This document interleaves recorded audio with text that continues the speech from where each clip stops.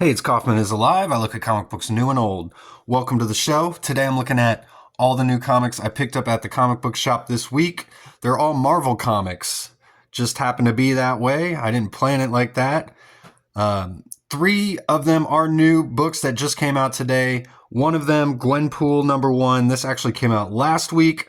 This was kind of an impulse buy for me this week. I didn't pick it up last week, but I do really like the cover. I kind of like the character design, even though she's just a variant, derivative of Deadpool, basically. But I was interested to see what was going to be happening with this book. And like I said, the cover's got this guy with his head getting chopped off, looks super violent, reminds me of like an Image cover or something.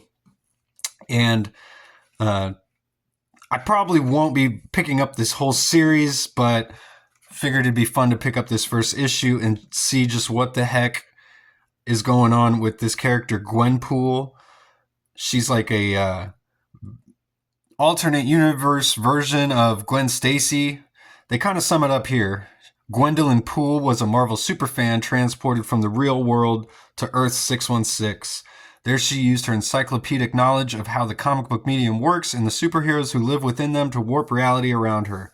This power combined with her slightly above average fighting skills and general enthusiasm led her to kick ass as Gwenpool. And we got Kavan Scott as the writer here.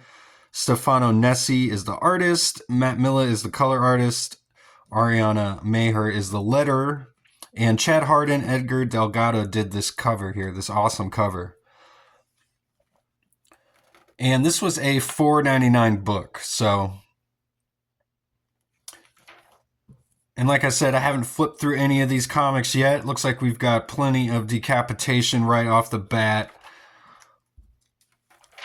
Lots of violence, it looks like, in this book. There's Fin Fang Foom fighting Spider-Man. Jeff the Shark is there as well. I mean, I don't expect this comic book to be too serious or take itself too seriously. But we've got Gwen Stacy basically resurrected here. And I really don't know how she got here or what the plot is or anything. But like I said, just wanted to take a look and see what was going on, because I really don't know much about this character at all. I've never read any Gwenpool comics or Ghost Spider comics or anything. Are they even is Ghost Spider the same character as Gwenpool or Spider Gwen? Are they different characters? I honestly don't even know. We got Deathlock here. So a cool cast of characters in this book. So we had Gwenpool, but apparently maybe this is the real Gwenpool. I'm interested to read this and see just what the heck's going on. Looks like Peter's coming to the realization that this is Gwen. I mean, she's got that classic Gwen Stacy look. Now, I'm not a fan of resurrecting Gwen Stacy, honestly. I think she's best served as a character who is killed and used as Spider-Man's motivation. So, resurrecting her for this really, like, kind of silliness is odd. I mean, it's certainly a choice. But like I said, I was interested just to pick this up kind of for the novelty of it. So, Gwenpool #1. Then I picked up, this was one I was really looking forward to since I first heard about it in the solicits, in the previews, Spider-Man and Wolverine #1. This has got Kari Andrews doing the artwork on the cover here and in all the interiors. And he's one of my favorite comic book artists currently right now. He's just got such an awesome style, as you can see here. What an awesome looking Spider-Man.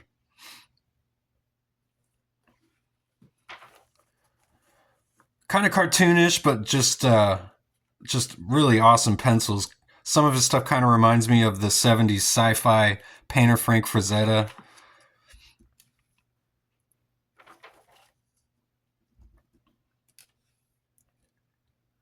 We got Spidey and Wolvie here battling two of their greatest enemies, Kraven and Omega Red, two Russians.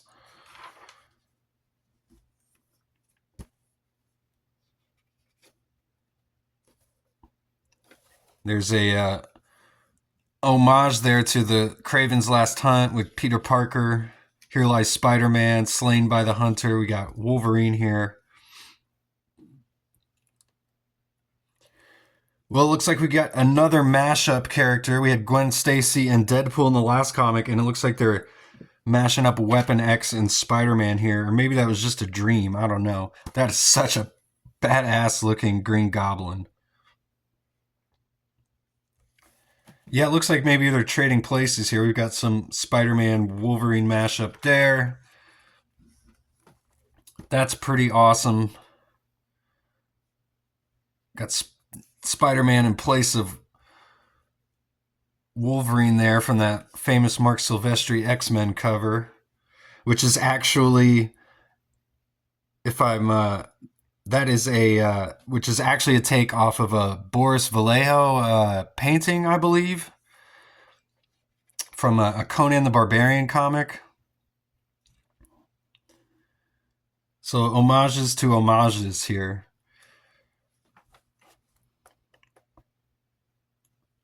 Just a great looking Mysterio. I love how they've drawn and colored in his helmet there.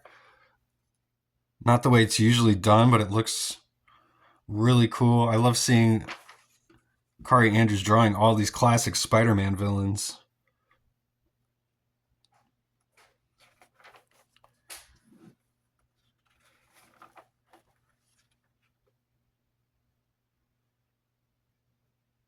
And we got Spider-Man threatening to kill Logan here at the end. So, love the artwork in this book from everything I've seen. Looking forward to reading it. I'm looking forward to this X-Men Hellfire visual as well. We got an ad for that. There's a preview for a cover of issue number 2 where it looks like we're going to get a battle between Wolverine and Spider-Man. I've got no problem with that. A very Todd McFarlane influenced Spider-Man there. Then we got Thunderbolts Doomstrike number 5. This is the final issue of this miniseries. It's part of the One World Under Doom storyline. This is actually the only One World Under Doom comic I've been reading. I picked up issue 3, did a review of that, so go check that out. Actually skipped issue 4, but I wanted to see what the conclusion is here. We've got Bucky Barnes. He's known as the Revolution now. But he's been taken hostage basically by Doom, and Doom's trying to turn him. And this whole thing is basically resetting the Thunderbolts. And I picked it up because we've got the original Thunderbolts here battling Bucky's current Thunderbolts. Looks like we've also got maybe a U.S. agent here. That could actually be Captain America, but here's a great splash page of the teams fighting here. We've got Jackson Lanzig and Colin Kelly are the writers, and Tommaso Bianchi is the artist on here. And Yen Nitro is doing the colors on this issue. So, like I said, I wanted to see the conclusion of this. I've heard, spoiler alert, that this is going to be the Revolution, Bucky Barnes turning back into the Winter Soldier, taking back that name in this issue, and like I said, resetting the Thunderbolts. So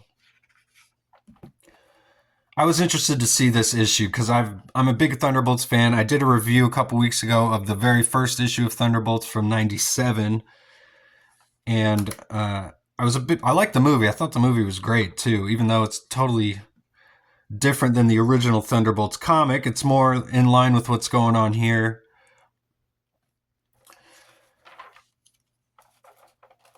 And we've got a new Thunderbolts that's coming up next, kind of leading out of this. And they're even adding the asterisk to the Thunderbolts logo. I don't understand why they're doing that. I mean, it made sense in the movie. So maybe there'll be a good reason, though. We'll find out. It's kind of weird how years ago, I mean, it was the comics that influenced the movies. And now the pendulum has completely shifted and turned, and now it's the movies influencing the comics. So I find that pretty interesting. This was a $3.99 book. And the final one I picked up today was The Ultimates number 12. This was a $4.99 book, as all the Ultimate books are. This is an awesome variant cover here. And we get the main A cover on the interiors with Tony Stark here kind of in stasis, trying to recover after a beating with the Hulk. Got our team here. Basically the Avengers, if you didn't know who the Ultimates were. And here's what happened with the Hulk destroying the Ultimates when they faced off. I think that was in issue number 6. But I've liked this whole series so far. Dennis Camp is the writer.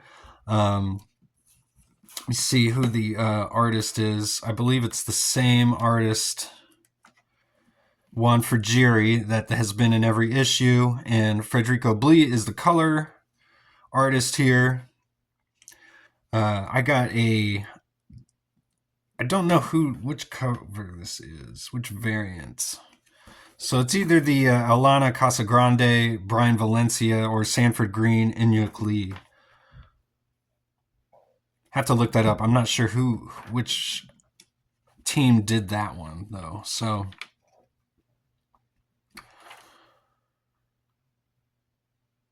but it looks like perhaps these guys are all getting visions of their future. Get an ad for the new Marvel Knights comic that's coming out here. Joe Quesada bringing back the Marvel Knights line. So it seems like Doom, who's actually Reed Richards in this universe, has looked into the future and he's trying to give them all some sort of warning or lesson about what's going to be happening. Or perhaps he already did it and he's saying, I saved your lives, so...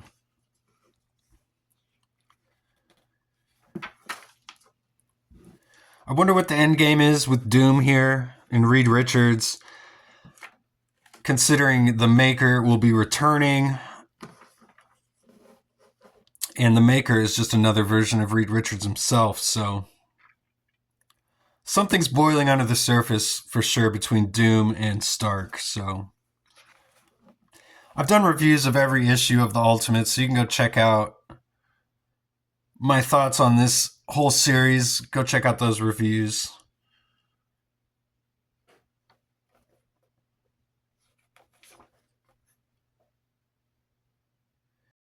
So that's all I picked up this week.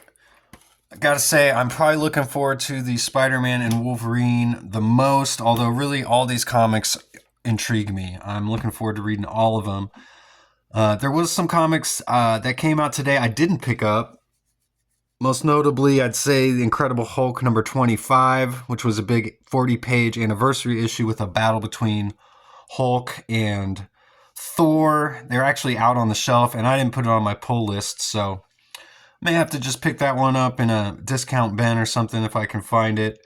And then Medieval Spawn issue number 2 came out today, and I didn't pick that one up after picking up the first issue. I just really feel like they didn't do enough in that first issue to make me want to come back for more. Not enough character development with Medieval Spawn.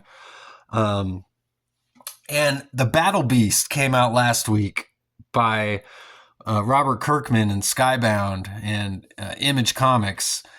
And they had that whole Battle Beast blind bag that came out last week. Totally skipped that.